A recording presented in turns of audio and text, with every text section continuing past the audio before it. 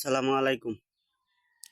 মানুষ যারা হজর নামাজ পড়ে, একটা মুসল্লি যদি নামাজ পড়বার না যায়, তে কয় যে আপনি কি লেগে আইসুন না, আপনার কি সমস্যা। একজনের লগে আরেকজনের যেরকম ভালোবাসা, এরকম ভালোবাসা হইল এক গাঞ্জা খুর আরেক গাঞ্জা খুরের লগে, এক মদ খুর আরেক মদ খুরের লগে, এক এক লুচ্ছা আরেক লুচ্ছার লগে, এক সুর আরেক সুরের লগে, এক মাদক ব্যবসায়ী আরেক মাদক ব্যবসায়ীর লগে, এক ঘুষখোর আর এক ঘুষখোরের লগে, এক এক সাদাবাজ আর এক সাদাবাজের লগে। এই যে যে সম্পর্ক, এটা সম্পর্ক কোনো কাজে লাগবো? মানুষের দুয়া ভালোবাসা যে অর্জন করে এই দুনিয়াতে যার পাবো, সেইটাই হলো বড় সম্পদ।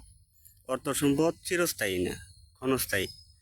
কিন্তু ভালোবাসা মানুষের যে অর্জন করতে পারছে, সেই হইল প্রকৃত মানুষ। এই সম্পদ আজকে মরে গেলে বাগাবাগি হবো, কত কথাবার্তা হবো। ধন্যবাদ।